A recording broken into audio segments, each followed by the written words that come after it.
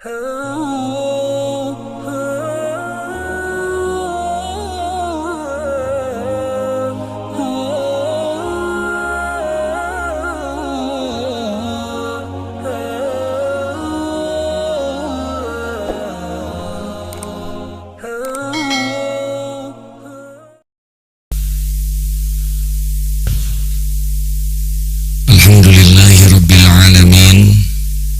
Segala puja dan puji hanya milik Allah yang maha melihat, maha mendengar, maha dekat, maha menyaksikan segala-galanya. Tidak ada yang tersembunyi bagi Allah subhanahu wa ta'ala. Allah tahu apa yang terlintas dalam pikiran, tersirat dalam hati, dan semuanya ada perhitungannya. Tidak ada satupun kebaikan yang kita lakukan kecuali Allah pasti melihat. Tidak ada satupun maksiat yang kita perbuat kecuali Allah pasti menyaksikan. Tidak ada satupun kecuali akan kembali kepada pembuatnya.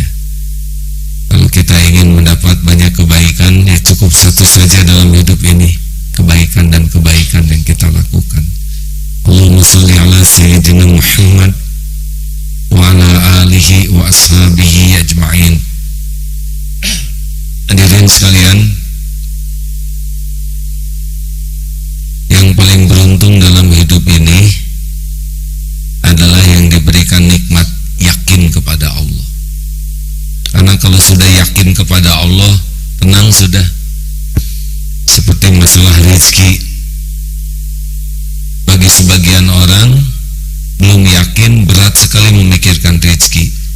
Tapi bagi yang yakin kepada Allah, bulat sudah bahwa rezeki itu cuma satu-satunya yang membagi, yang menahan, yang mengambil, melancarkan, menyempitkan, hanya Allah subhanahu wa ta'ala. Jadi dia tidak sibuk dengan kegelisahan tentang rezeki.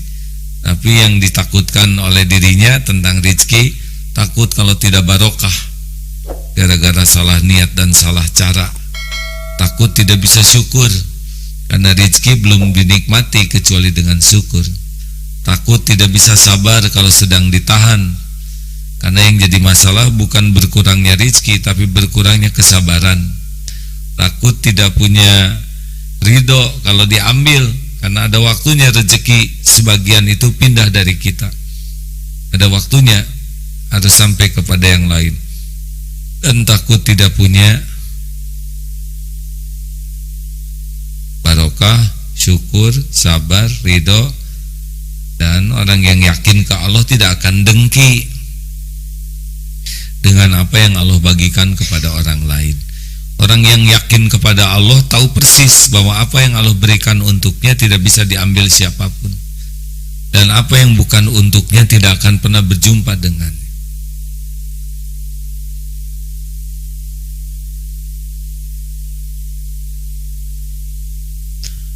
Orang yang yakin kepada Allah, kalau makan obat tidak pernah bersandar kepada obat. Dia yakin sekali sesakit apapun, sakit dengan izin Allah, dan yang menyembuhkan hanya Allah. Jadi dia kalau melihat obat itu tidak kagum, dia hanya melihat ini jalan, Allah lah yang menyembuhkan. Dia ke dokter berangkat, tapi dia tahu Allah lah yang menyembuhkannya. Begitulah kalau orang sudah yakin, ajeg saja dalam hidup ini. Kalaupun dihina orang yang sudah yakin kemuliaan itu milik Allah, dari Allah. Kalau Allah tu'izzu man tasya wa tudhillu man tasya, Allah yang memuliakan, Allah yang menghinakan.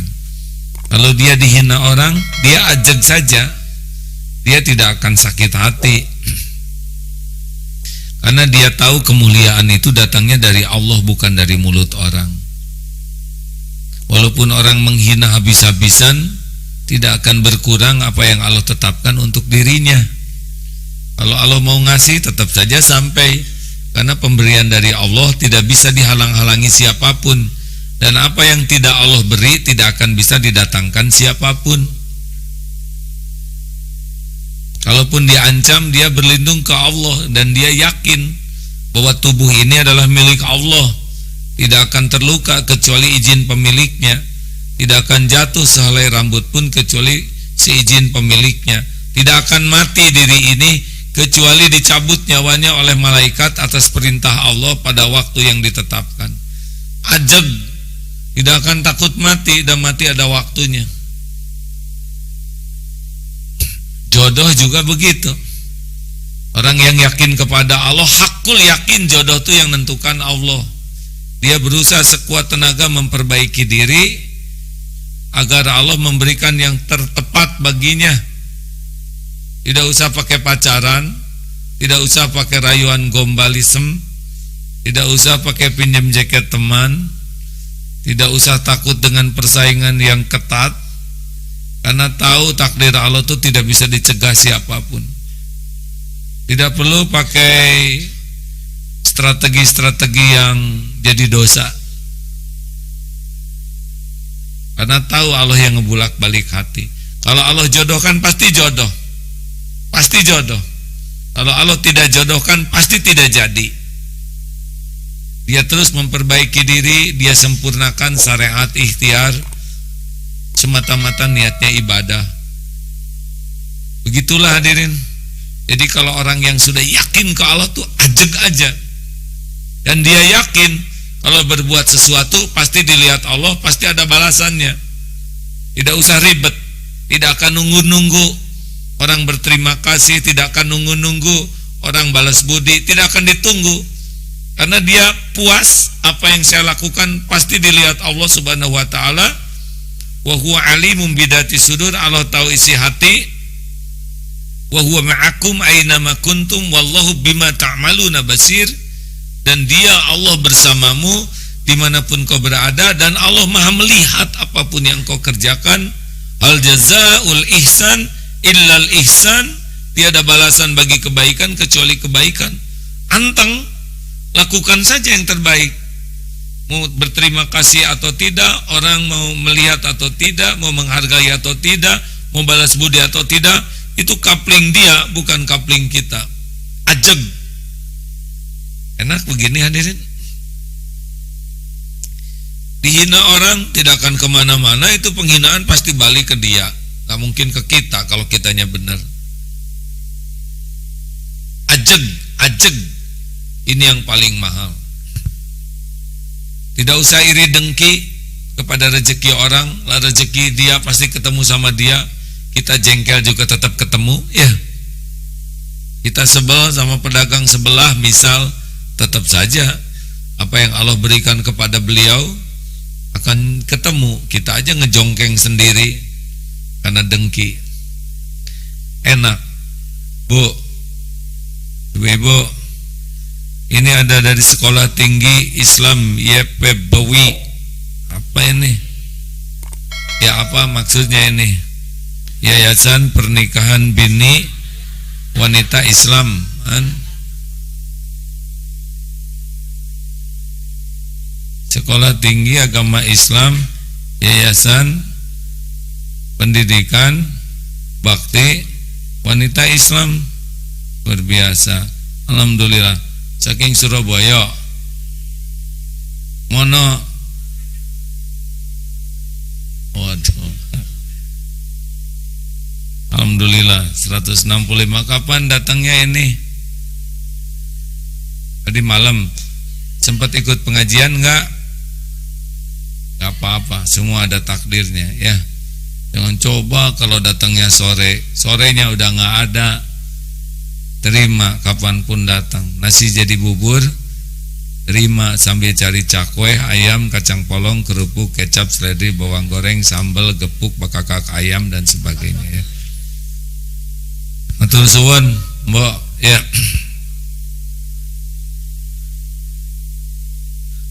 Muni kekeh eta ingin disebut tante. Baik, matur suwun.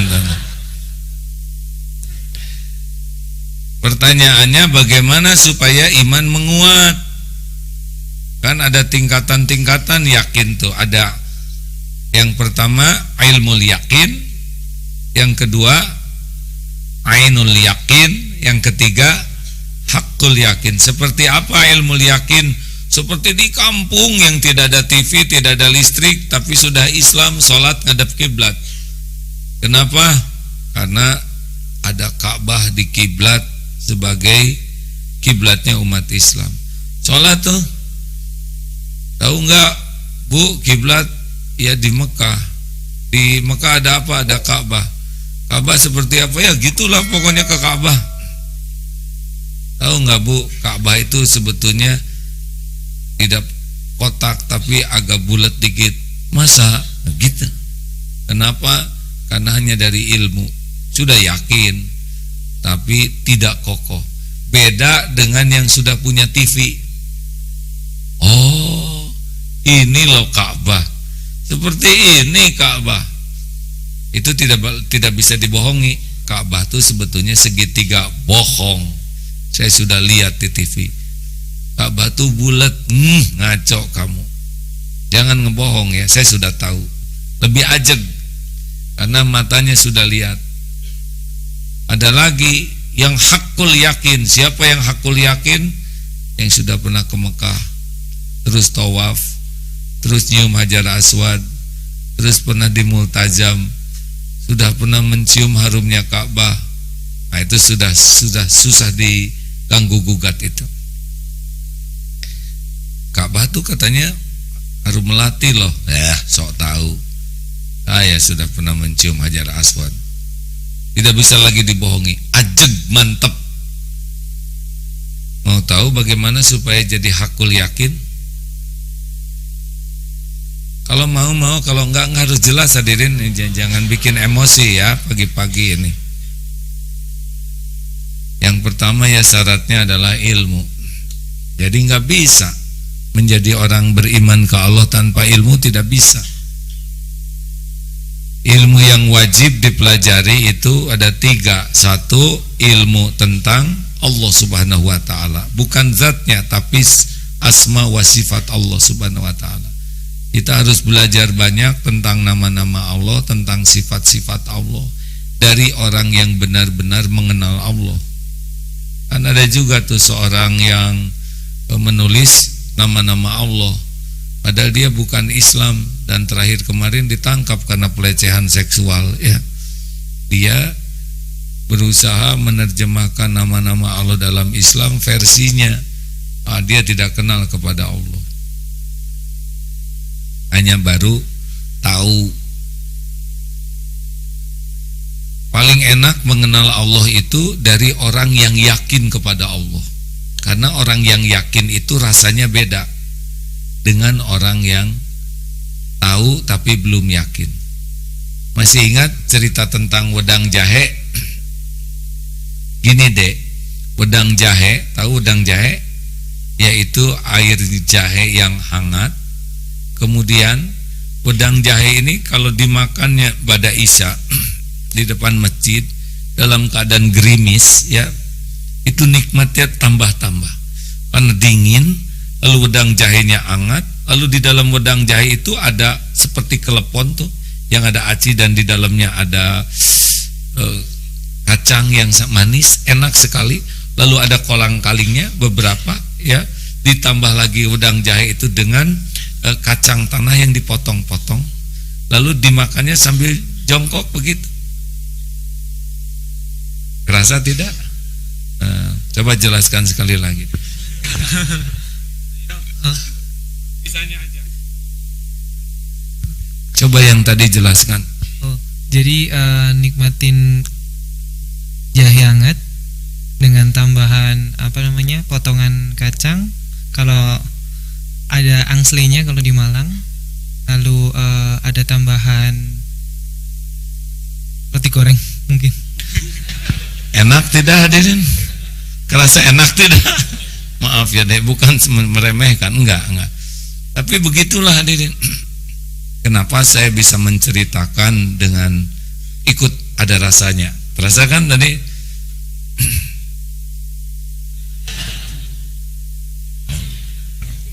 Karena sebelum pindah tukang wedang jahe itu saya favorit sekali pesen wedang jahe. Jadi yang diceritakan tadi bukan sesuatu yang tidak ada, tapi sesuatu yang dirasakan. Maka ketika menceritakannya, rasa itu juga ada, benar? Tapi ada kan tidak merasakan apa yang saya rasakan ya. itu makan jahe hangat katanya, kemudian pakai potongan-potongan kacang ditambah dengan kerupuk. Siapa kerupuk kan? Tidak salah beliau, tetapi begitulah dalam menceritakan Allah juga begitu. Kalau orang yakin sekali ke Allah, keluar itu aura keyakinannya, dan inilah yang paling menguntungkan. Yang kedua, cari ilmu tentang apa yang Allah sukai dan apa yang tidak Allah sukai. Itulah ilmu syariat, ilmu fikih, sehingga kita mendekat ke Allah itu dengan jalan yang benar, tidak hanya eling-eling, tapi tidak dengan kepatuhan. Karena mendekat sejengkal Allah sedepak, kita sedepak Allah sehasta. Ditarik oleh Allah itu dengan amalan. Yang ketiga adalah belajar tentang sunnatullah, hukum-hukum Allah. Ada Qur'aniyah, ada kauniyah. Kita harus belajar banyak hal, ilmu kedokteran, ilmu elektrik, engineering, ilmu sipil, ilmu semua ini ilmu Allah. Ada sunatullahnya ini hadirin. Ini tes pakai mikrofon gini, ini pakai ilmu nih. Kalau ini nggak ada,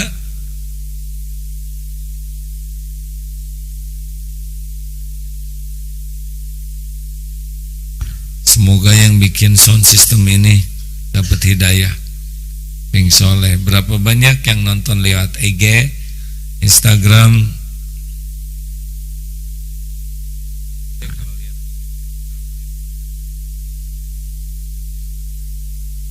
Sian, maaf dipantau di sana kalau nanti komplain suara tidak terdengar.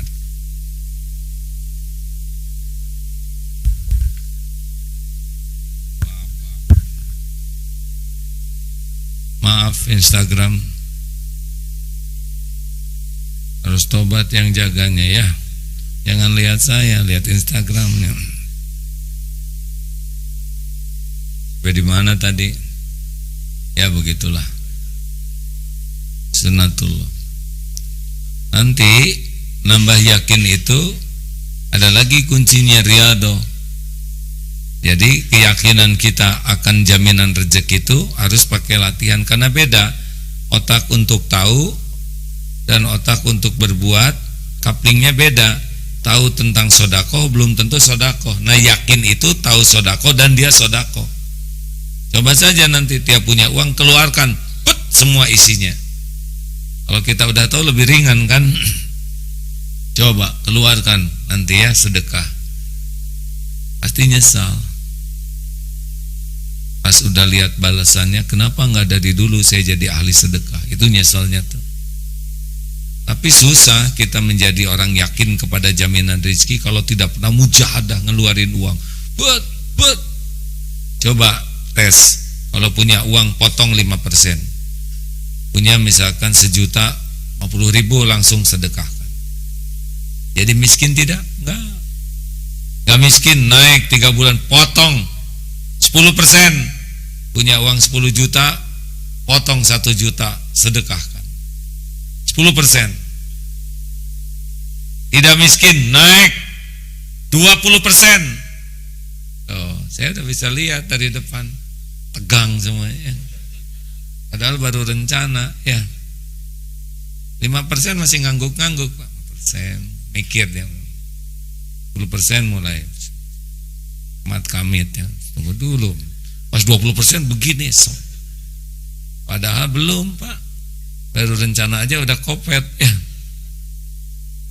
Jebet-jebet saja hadirin, percayalah. Kita dari dulu juga pelit, terus dicukupi oleh Allah. Apalagi kalau kita dermawan. Betul? Baik. Nanti kalau kita sering bermujahadah dengan tulus plus doa, ibadah yang tangguh, insya Allah Allah yang menguatkan iman kita. Karena yang membulak-balik hati ini adalah Allah Subhanahu wa taala. Sekarang akan wisuda masa keemasan. Acungkan tangan. Masa keemasan. Aduh, sudah mau diwisuda lagi ya, perasaan baru daftar Bapak. Mana yang akan diajak bicaranya yang masa keemasan? Dan hari ini juga di wisuda daurah kolbiah. Mana daurah kolbiah? Alhamdulillah. Siapkan mikrofonnya. Ada waktu 10 menit sebelum nanti dari Dompet Peduli, DT Peduli akan memberikan laporan tentang aktivitas di Palu. Sudah tahu aktivitas di Palu? Gempa. Dan apa yang dilakukan? Silakan. Mana daurah kolbiah? Ini tidak ada perwakilan yang tertulisnya. Wah, ini harus tobat juga nih dari kepesantrenan. Hari Jumat ini seyogianya testimoni. Ya, seorang siapa? Acungkan tangan. Ya, Dek. Maju. Ini, Dek. Gerak cepat. Masa kemasan perwakilan. Punten, Pak. Ya, silakan, Dek. Siapa namanya? Pakai itu, ya. Bismillahirrahmanirrahim. Assalamualaikum warahmatullahi wabarakatuh. Usman, berdiri Usman. Santri mau berpisah di wisuda gini. Ini jaket siapa? Jaket angkatan A. Kan? Jaket angkatan. Alhamdulillah. Jadi setiap angkatan bikin jaket sendiri. Ya, Masya Allah. Usman usia berapa? 26 A. Mengapa pesantren di sini? Pengen benerin tauhid A. Benerin, ingin memperbaiki tauhid atau pengen benerin tauhid? Memperbaiki tauhid A. PDLT apa artinya? PDLT? PDLT belum diajarin ya? Perbaiki diri, lakukan yang terbaik. Ya. Pernah dengar itu? Barusan A. Barusan. Hampir aja nggak jadi di wisudanya. Pengen benerin diri, ingin memperbaiki diri. Mana yang terbaik? Memperbaiki diri. Ya. Jadi konsepnya kita itu PDLT, perbaiki diri dan lakukan yang terbaik. Kalau kita ingin melakukan, lakukan yang terbaik. Kalau ingin bicara, bicara yang terbaik. Kalau ingin nyapu, nyapu yang terbaik. Sebelumnya tahu dari mana tentang daurah kolbiah? Dari teman A. Apa kata teman? Dulu awalnya cerita tentang APW, yang tentang wirausaha. Nah, saya tertarik untuk ikut APW awalnya. Nah, setelah saya baca keseluruhan program yang bisa saya ikuti saat ini, yang paling memungkinkan lah itu daurah kolbiah. Memang sudah kerja apa? Sedang kerja? Wirausaha. Wirausaha. Ya, lebih cocok akhlak plus wirausaha daripada daurah kolbiah. Oh, waktunya ya. Waktu. Wirausaha apa? Petani jamur. Petani jamur. Oh, ini yang jamuran itu. Aha. Loh, kan jamur ya jamur lah, jamuran ya. Maaf ya, saya maafin ya, karena orang jadi salah pikir gara-gara pernyataan saya. Maafkan ya, Dek. Ya. Lalu kenapa ngambil keputusan untuk ikut dengan meninggalkan jamurnya? Kalau usaha jamurnya udah saya tinggal sejak Ramadan.